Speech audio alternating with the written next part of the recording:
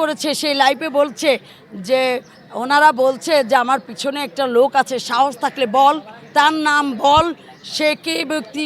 তা আমরা তো জানি না সে কে ব্যক্তি, অবশ্যই সেই শক্তি আছে, না হলে দীপজল ভাইয়ের মতন একজন সুনামধন্য শিল্পী, একজন বড় মাপের শিল্পী, দীপজল মালিক কি বিশাল একটা ব্যাপার।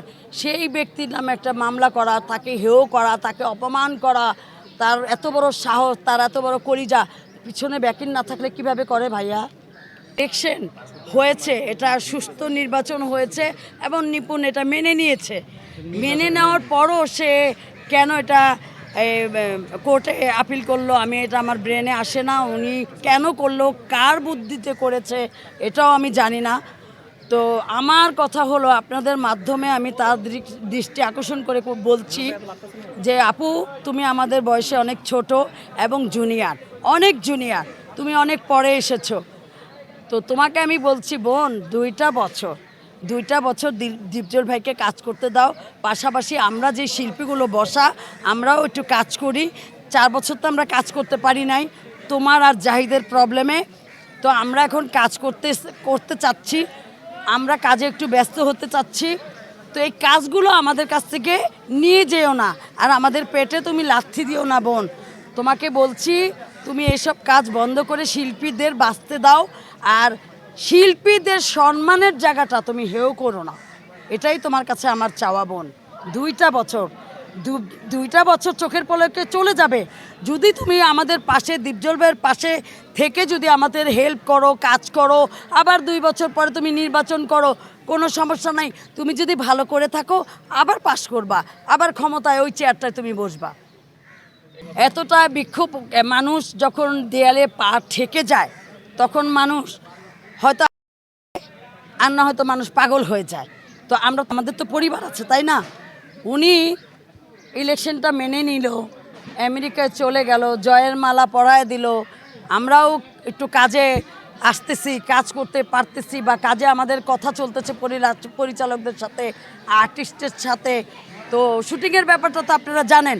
সেই 18টা সংগঠন যখন শুনবে যে এই যে মামলা হয়েছে, তখন কি 18টা সংগঠনের এই প্রযোজকরা কি ছবি করবে? এমনিই তো ফিল্মের ছবি নাই, প্রযোজকরা সব কুমায় চলে গেছে। যে কজন আসছে তারা নতুন, তারা আমাদের নিয়ে কাজ করে না, করে বাইরের মেয়েদের নিয়ে, বাইরের আর্টিস্ট নিয়ে। আমরা তো এমনিই কাজ পাই না, আমরা তো এমনিই শেষ। বাকি শেষ করে দিচ্ছে নিপুণ। তো নিপুণ তো চলে যাবে আমেরিকায়, সে তো আমেরিকান সিটিজেন, তার মেয়ে পড়ে আমেরিকায়। আমার সন্তান কোথায় যাবে ভাই? আমার সন্তান তো পড়ে সরকারি কলেজে, আমার ছেলে পড়ে সরকারি স্কুলে। আমার তো বাইরে যাওয়ার কোনো অপশন নাই, আমার তো এখানে থাকতে হবে। তো উনি এদের এই যে ফিল্মটাকে, আমাদের এফডিসিকে ধ্বংস করে হাতে তালি দিয়ে উনি টাটা বলে চলে যাবে পুরো প্লেনে। আমরা কোথায় যাব ভাইয়া? আমরা কি করব? আমাদেরকে বলেন। আপনাদের মিডিয়ার মাধ্যমে আমি এটাই জানতে চাই, উনি যে আমাদের ফিল্মটাকে ধ্বংস করে দিতে চাচ্ছে, কেন? উদ্দেশ্য কি ওনার?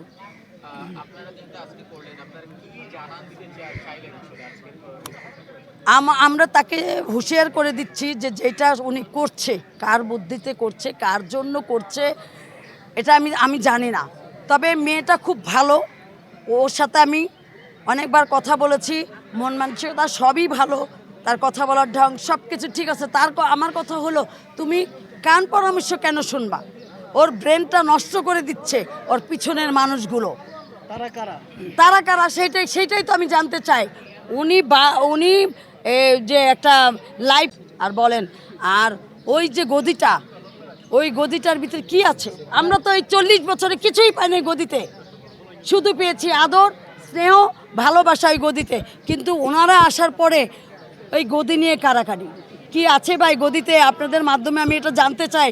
ওই গদিটা কাটুন, কেটে ফেরে টেরে দেখেন ওইটার ভিতরে গোল্ড আছে কি না, আমি জানতে চাই। আমারও খুব শখ ওই গদিটা দেখার।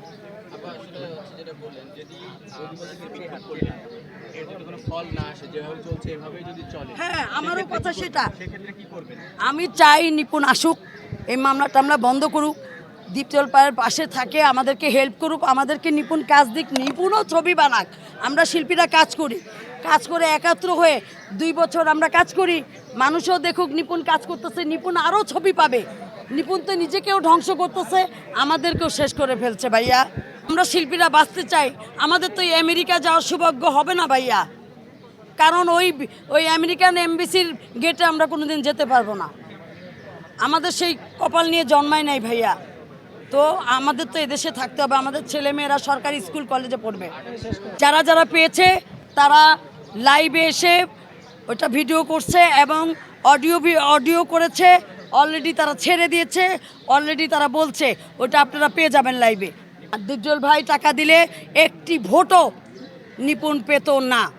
আপনারা মিডিয়ার লোক জানেন, যদি দীপজল ভাই টাকাই দিত তাহলে নিপুণ কখনোই ভোট পেত না, একটি ভোটও পাইতো না, জিয়াসমিনও পেত না, সাদিয়াও পেত না, নিপুণ তো পেত নয়াকারে না।